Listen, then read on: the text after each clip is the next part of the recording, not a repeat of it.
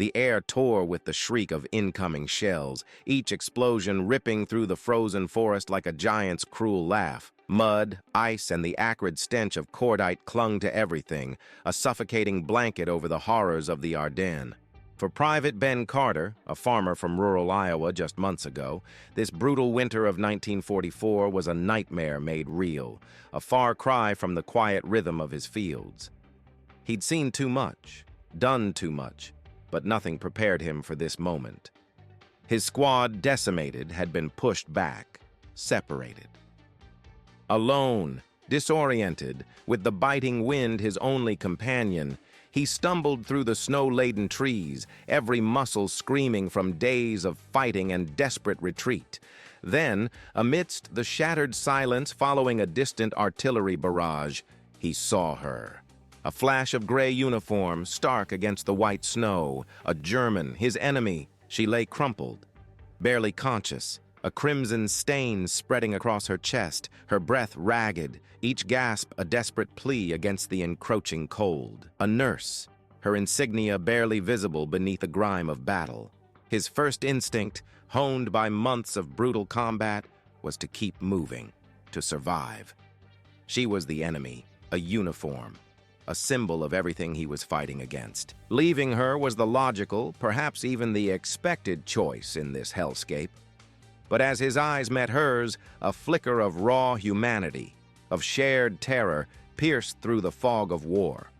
He saw not a faceless foe, but a young woman, bleeding, dying, just like any soldier, any person caught in this senseless slaughter. The choice was stark, brutal. Abandon her to the inevitable, or risk his own life, defy every military order, and carry the weight of an enemy across a treacherous landscape with no guarantee of survival for either of them. The bitter wind whipped around him, mirroring the storm raging in his soul. It was a decision that would redefine his understanding of war, of humanity itself. In that frozen moment, amidst the chaos of death, Ben Carter, the Iowa farmer, chose life. He chose compassion. He chose to carry not just a wounded body, but the impossible burden of hope across 12 grueling kilometers, through enemy lines, through 3 days without a single drop of water. This wasn't just a story of survival. It was a testament to the improbable connection that can blossom even in the darkest trenches of conflict, a bond forged in shared vulnerability that defied the very brutality of their world. The frozen breath escaped his lips in ragged clouds, each one a silent prayer. He scanned the desolate landscape, the remnants of shattered trees, the craters left by shells, every shadow a potential sniper, every sound a patrol. His own wounds, minor but nagging, felt insignificant compared to the gaping wound in her side. He knew the risks. If he was caught helping an enemy, especially a German, he'd be shot without a second thought by either side. The weight of that reality pressed down on him, heavier than his rifle, heavier than his pack.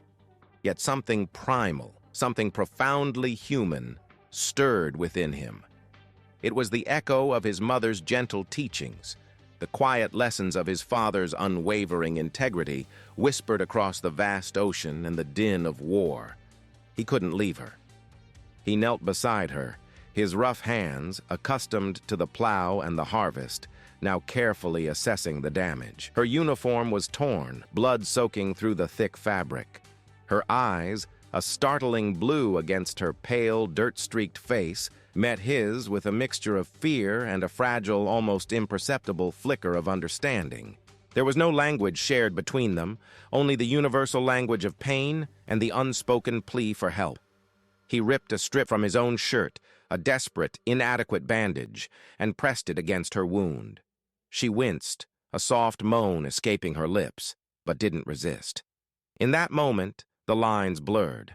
The enemy uniform faded, replaced by the vulnerable form of another human being. The logistics of it were insane.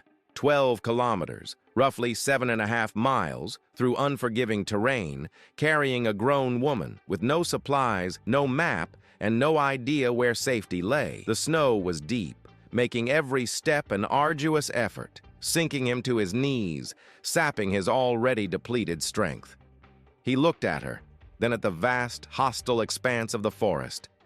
The cold was a living entity, gnawing at their exposed skin, threatening to claim them both. But the decision was made. There was no turning back. He had committed to this impossible rescue, a silent vow exchanged in a gaze between two strangers, two enemies, united by a desperate need to survive.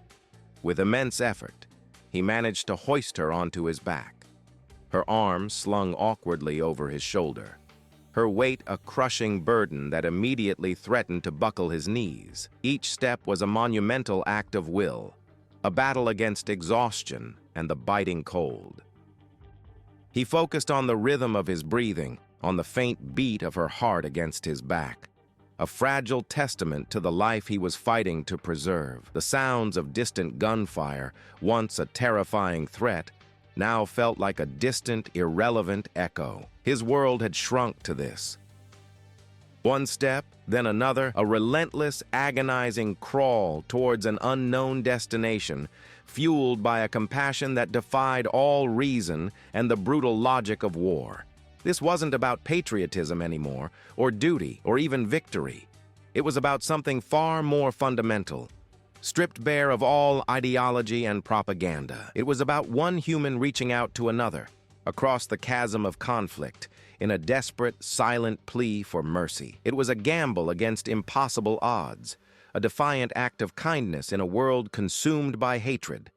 The very notion of an American soldier risking everything for a German nurse was anathema, a betrayal of everything they were taught. Yet here he was, Ben Carter, the farmer, choosing the path of an unlikely Samaritan, his heart pounding not just from exertion, but from the sheer terrifying audacity of his decision. He knew the journey ahead would test every fiber of his being. Days without food, without water, exposed to the elements, hunted by both sides. The thought of collapsing, of succumbing to the cold and leaving her to die, gnawed at him. But then he would feel her slight movement, a faint sigh against his ear, and the resolve would harden. The resolve would harden, a stubborn ember in the bitter cold. Every step was a brutal negotiation with a treacherous terrain. The snow, once a pristine blanket, was now churned mud and ice, hiding unseen roots and rocks that twisted his ankles and threatened to send them both tumbling. The nurse, her name still unknown, was a dead weight against his back, yet her faint, shallow breaths were a constant reminder of the life he fought to protect. He stumbled, catching himself against a splintered tree, the rough bark tearing at his already worn uniform. His shoulders screamed, his knees buckled, but he pushed on, driven by a primal need he couldn't articulate. The first day blurred into a relentless cycle of movement and exhaustion. The biting wind never ceased, a cruel companion that stole their body heat and whispered doubts into his ears. He scanned the horizon constantly, his eyes burning, every shadow a potential threat. Enemy patrols, stray American units, even desperate civilians. Anyone could mean discovery, interrogation, or worse. They were ghosts in a land of the dead, two figures against the vast, indifferent expanse of winter. As dusk bled into a starless night, he found a shallow depression, partially sheltered by a fallen log. He carefully lowered her, arranging his own body to shield her from the worst of the wind. Her eyes fluttered open, dark and luminous in the dim light, meeting his with an intensity that transcended language. He offered a small, weary smile, a gesture of reassurance he barely felt himself. She didn't respond with words, but a subtle shift in her gaze, a softening around the eyes, spoke volumes. It was a silent acknowledgement, a fragile thread of connection, woven in the heart of despair. The second day dawned with an even colder bite, and the crushing reality of their situation began to truly set in. They had no water. The snow was too contaminated by battle and fear to risk eating, and every stream was frozen solid. His throat felt like sandpaper, his tongue swollen and thick. Hallucinations flickered at the edge of his vision, a clear, flowing river, a cool glass of well water from his farm back in Iowa. He pushed them away, focusing on the immediate, desperate need to keep moving. Each step was now a conscious act of defiance against his body's desperate pleas for rest, for liquid, for an end to the torment. The nurse was fading, her breathing shallower, her skin alarmingly pale. He tried to speak to her, a guttural sound escaping his parched lips, but no words formed. He simply tightened his grip, a silent promise that he wouldn't give up. It was during the third day that the true horror of thirst began to unravel them. His mind was a fog, clarity coming only in sporadic, painful bursts. He moved like an automaton, his legs heavy, his vision tunneling. Every rustle of leaves, every distant crack, sent jolts of paranoia through him. He saw phantom soldiers, heard phantom voices, yet through the haze, the unwavering weight on his back, the faint pulse against his skin, remained his anchor. He spoke to her then, his voice a raw whisper, telling her about his farm, about the smell of fresh earth after rain, about the cool water from the well. He didn't know if she understood, but the act of speaking, of clinging to the memories of life, kept him from succumbing to the encroaching darkness. And somehow, through the shared ordeal, a profound, unspoken trust solidified between them. He was no longer just a soldier, she no longer just an enemy. They were two desperate souls, bound by the fragile thread of survival, each relying entirely on the other for the next breath, the next step. Her occasional, almost imperceptible squeeze of his shoulder, a fragile gesture of reassurance, was all the sustenance he had. Then, through a miraculous stroke of luck or sheer stubborn will, he saw them. A small makeshift field hospital, flying an American flag, nestled in a clearing. Relief washed over him so intensely it threatened to make his legs give out entirely. He stumbled forward, yelling hoarsely, his voice cracking and raw. Medics rushed out, their faces a mixture of shock and confusion at the sight of an American soldier carrying a German nurse. He collapsed, the nurse carefully taken from his back, his body screaming in protest as the weight was finally lifted. He remembered a flurry of activity, the urgent voices of doctors, the sight of her being whisked away on a stretcher. He was given water, slowly, carefully, a sensation so exquisite it brought tears to his eyes. He tried to ask about her, about the German nurse, but the words were slurred, and exhaustion claimed him before he could form a coherent sentence. He woke up days later in a proper hospital bed, his body aching but slowly mending. He learned he had been close to death from dehydration and exposure. The wound in his side, though minor, had festered. He immediately asked about the nurse. They told him she had survived, that her name was Anna, and that she was recovering. But she was an enemy combatant, albeit a medical one, and once stable, she would be transferred to a prisoner of war facility.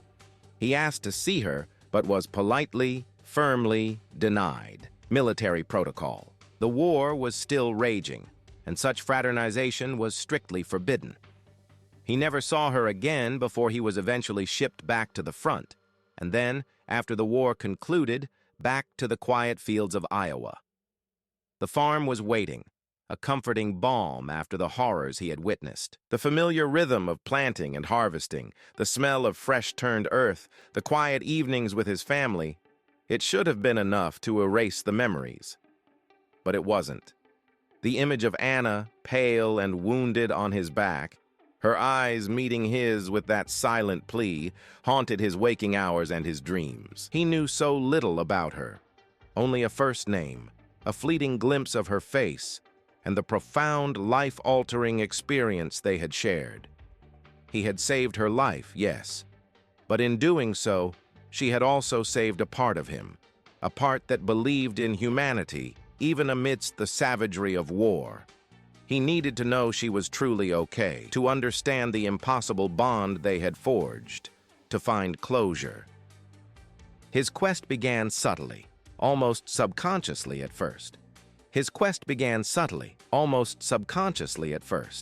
It was a nagging whisper in the quiet moments on his Iowa farm, an unresolved chord in the symphony of his post-war life. He'd find himself scanning newspaper articles detailing the rebuilding of Europe, his eyes searching for any mention of German nurses, of post-war aid, of anything that might offer a clue. He'd discreetly bring up the war with old army buddies, never quite telling the full story, but fishing for information about how one might trace individuals across the shattered continent. He knew the story of saving an enemy wasn't one to broadcast, not in those immediate, tense post-war years. His initial efforts were tentative, almost fearful of what he might uncover, or more profoundly, what he might fail to find. As the years slowly bled into a decade, and the vivid memories of Anna's pale face and trusting eyes refused to fade, that subtle quest transformed into a deliberate, unwavering mission. He realized this wasn't merely about curiosity, it was about an unfinished chapter of his own soul, a profound need for closure that transcended the simple act of survival. The image of Anna, not as an enemy combatant, but as the vulnerable human he had carried, became a potent symbol of the humanity he'd managed to preserve amidst the war's savagery. He needed to find her to complete that narrative, not just for her, but for himself. The challenges were monumental, a labyrinth of bureaucratic obstacles and the sheer indifference of time. The world was still reeling, borders had shifted, records were scattered or destroyed, and millions had been displaced. Communication across the vast Atlantic was slow, expensive, and often futile. Ben was a farmer, rooted in the fertile soil of Iowa, not a seasoned investigator. He lacked the resources, the connections, the language skills of someone in intelligence. This was a personal crusade, waged with stubborn persistence and a deeply burning hope. He spent countless evenings after back-breaking days in the fields, his calloused hands once guiding a plow, now tracing lines on faded maps. He wrote letters, his handwriting often cramped and uncertain, addressed to vague organizations, the Red Cross, various veterans associations, even German government offices that seemed impossibly distant. Most of these inquiries led to dead ends, polite but firm rejections, or more often, a crushing silence. The frustration was a bitter, familiar taste. There were moments of profound despair, where the sheer impossibility of it all threatened to overwhelm him, whispering that it was a fool's errand. Perhaps she hadn't survived the prisoner of war camps, or had succumbed to her injuries later. Perhaps she had simply forgotten him, or understandably wished to erase every painful memory of the war.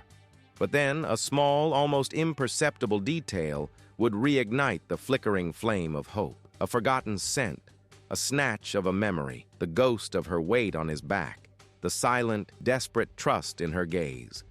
It was more than just saving a life. It was a connection forged in the crucible of absolute peril. A moment of pure, unadulterated humanity that refused to be extinguished. He had to know what became of that connection. He needed to affirm that act of compassion, performed at such immense personal risk, had indeed found its resolution. His search spanned decades. The vibrant post-war boom of the 1950s gave way to the social upheavals of the 60s and the evolving world of the 70s. He watched his children grow, built his farm into a prosperous enterprise, and lived a full, outwardly unremarkable life. He told them stories of the war, but never the full, complex tale of Anna. It was too raw, too personal, too riddled with moral ambiguities for young ears. Yet the search continued, a quiet, persistent undercurrent beneath the surface of his daily existence. He learned rudimentary German phrases, enough to write simple, heartfelt inquiries. He saved every penny he could, dreaming of a trip to Germany, a physical journey to retrace his steps. The world around him changed rapidly. The Cold War intensified and eventually began its slow thaw. Technology advanced, but Ben's method remained largely analog. Typewritten letters, painstakingly placed international phone calls, and an unwavering belief that somewhere, someone would remember. He became an unwitting expert in tracking down obscure historical data, a quiet, unassuming man driven by an extraordinary, deeply personal purpose. He learned a profound patience, a steel-edged resilience, and the bitter taste of repeated disappointment. There were tantalizing moments of near discovery, false leads that would send his heart hammering against his ribs, only for the hope to be cruelly dashed. A woman with the same first name, but the wrong age. A nurse who had served in the same region, but a different unit with a different story. Each time, the flame of hope would flare, only to be extinguished, leaving him more weary but never truly defeated. The enduring possibility that she might be out there, living a full life, perhaps even occasionally thinking of the American soldier who had carried her through hell, was enough to fuel his relentless pursuit. He didn't seek gratitude or public recognition. His quest was far more internal. He sought understanding, closure, and the profound confirmation that the act of compassion he had performed, at such immense personal risk, had indeed borne a lasting fruit. He needed to know that the human spirit, even in its darkest hour, could still choose light. The search evolved beyond merely finding a person. It became about affirming a fundamental belief in humanity itself. The passing years etched deeper lines onto his face, but the stubborn resolve in his eyes remained undimmed. His wife, bless her understanding heart, eventually came to grasp the depth of his unspoken quest. She saw the quiet torment, the persistent hope that never quite died. She didn't always fully comprehend the why, but she understood him. She knew this wasn't a man chasing a ghost. It was a man seeking tangible proof that his own soul had emerged from the crucible of war, not only intact, but perhaps even strengthened by that singular act of defiance against hatred. He meticulously pored over old military maps, trying to pinpoint the exact location where he'd first encountered her, the winding, treacherous route they'd somehow traversed. He reread the few, brief, often cold military reports that mentioned his own recovery, hoping for some overlooked detail about the enemy nurse he'd arrived with. Every scrap of information, no matter how tiny, became a potential clue. Every new contact, however remote, a glimmer of possibility. Then, after more than 40 years, a letter arrived. It wasn't from some official agency, nor was it a cold, impersonal form letter. It was thin, slightly worn, with a German postmark and a handwriting that, though unfamiliar, carried an undeniable sense of purpose. Ben, now a man in his early 70s, his hands gnarled from decades of farm work, felt an electric jolt as he tore open the envelope. Inside, a single, faded photograph of a young woman, strikingly familiar, and a short, carefully typed message in English, translated from German. It was from a historical society in Bavaria, a small, dedicated group that had been helping families reconnect after the war. They had been contacted by a woman named Anna who, for decades, had been searching for an American soldier, a farmer, who had saved her life during the brutal winter of 1944. The words blurred before his eyes, a lifetime of searching culminating in this single piece of paper. His heart, which had endured the relentless pounding of artillery and the quiet ache of longing, now throbbed with a mixture of disbelief and profound, overwhelming joy. It was her. After all these years, after all the dead ends and dashed hopes, Anna was alive, and she had been looking for him too. The revelation was a balm to a wound he hadn't even realized was still festering so deeply. His wife, who had watched his quiet, relentless quest with unwavering support, saw the tears in his eyes and knew, without a word, that his decades-long search was finally over. The journey to Germany felt like a pilgrimage. He flew across the Atlantic, a journey that once took weeks by ship and was fraught with danger, now accomplished in hours. Every mile brought him closer to a reunion he had only dared to dream of, a meeting that would bridge half a century of silence and the vast chasm of war. He carried with him no grand expectations, only the simple, profound need to look into her eyes, to confirm the humanity that had defied the battlefields. The moment of their reunion was not in some grand hall, but in a modest, sunlit cafe in a small German town. Ben, his shoulders still broad but stooped with age, stood by the window, his gaze fixed on the street. Then he saw her. An older woman, silver-haired with deep lines etched around her eyes, but those same startling blue eyes that had pleaded with him from the snow-covered ground so many years ago. She walked with a slight limp, a silent testament to the injuries she had sustained. As their eyes met across the room, the world around them seemed to fade. The chatter of the cafe, the clinking of cups, the sounds of the street, all dissolved into an echoing silence. There were no elaborate speeches, no dramatic declarations. Just two old souls, standing across from each other, separated by a lifetime, yet bound by a single impossible act of kindness. Anna took a hesitant step, then another, and then, with a soft cry, she moved towards him. Ben opened his arms, and she fell into them, her head resting against his chest, just as it had on that frozen trek so long ago. 50 years melted away in that embrace. He felt her slight frame tremble, and he felt his own shoulders shake with emotion he hadn't known he still possessed. It was a hug of profound healing, of unspoken gratitude, of a shared history that only they could ever truly understand. For a long moment, they simply held each other. The weight of a lifetime, of war, of peace, of searching, finally lifting. When they finally pulled apart, tears streamed down both their faces, mingling with smiles that radiated pure, unadulterated relief. "Ben," she whispered, her voice raspy with emotion, the single word carrying the weight of 1,000 unspoken thanks.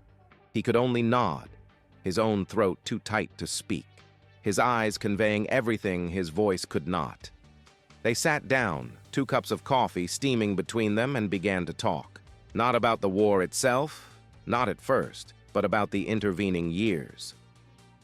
Anna spoke of her recovery, of rebuilding her life in a shattered Germany, of becoming a nurse again, dedicated to healing those scarred by conflict. She spoke of her own quiet, persistent search, the faint hope she held on to that her American savior might still be alive. Ben, in turn, shared stories of his farm, his family, the bounty of the Iowa soil, and the enduring, almost obsessive need that had driven him to find her. They pieced together the fragments of their shared ordeal, each memory illuminated by the other's perspective.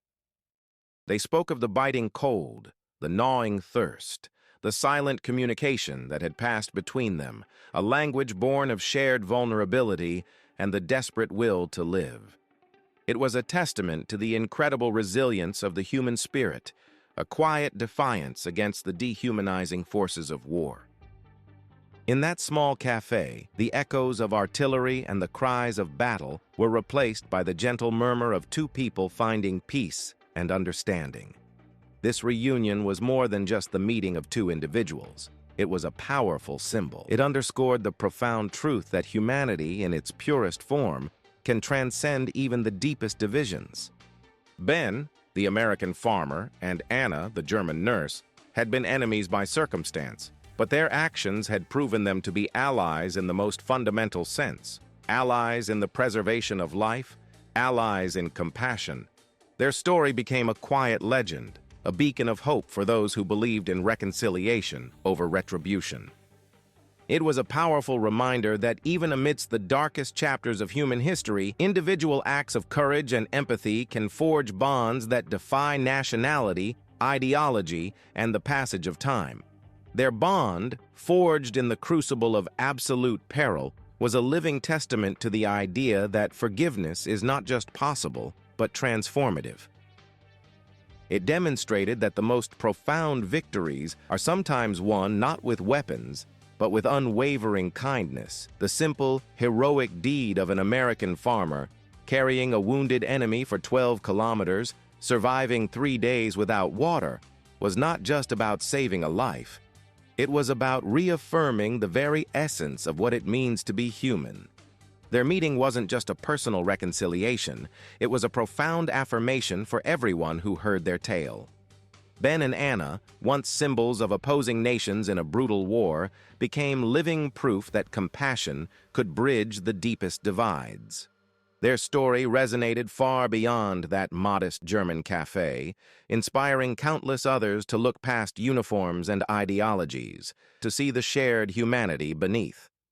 They spent the remaining years of their lives nurturing that extraordinary bond, not as a romantic tale, but as a testament to unconditional human kindness.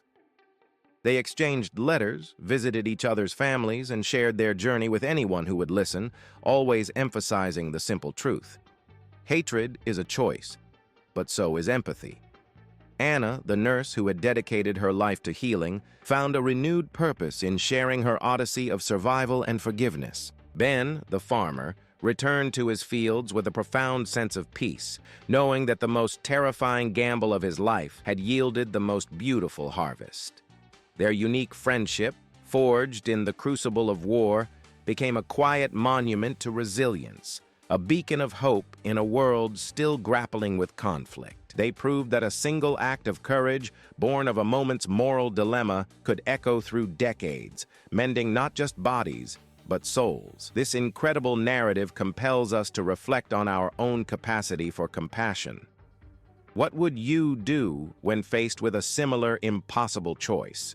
Could you look beyond the labels, beyond the conflict, to see the shared spark of life in another human being, regardless of their background? Ben Carter's heroic deed reminds us that true strength often lies not in fighting, but in saving, not in destroying, but in nurturing.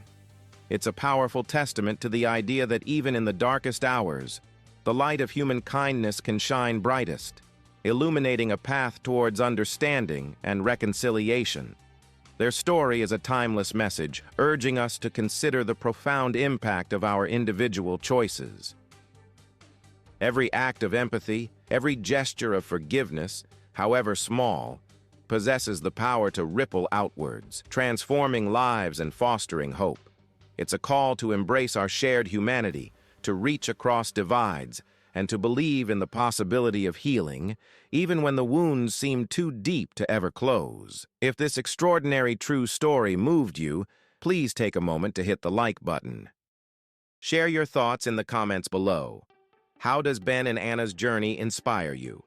And for more incredible tales of human resilience and compassion, don't forget to subscribe to our channel and ring that notification bell.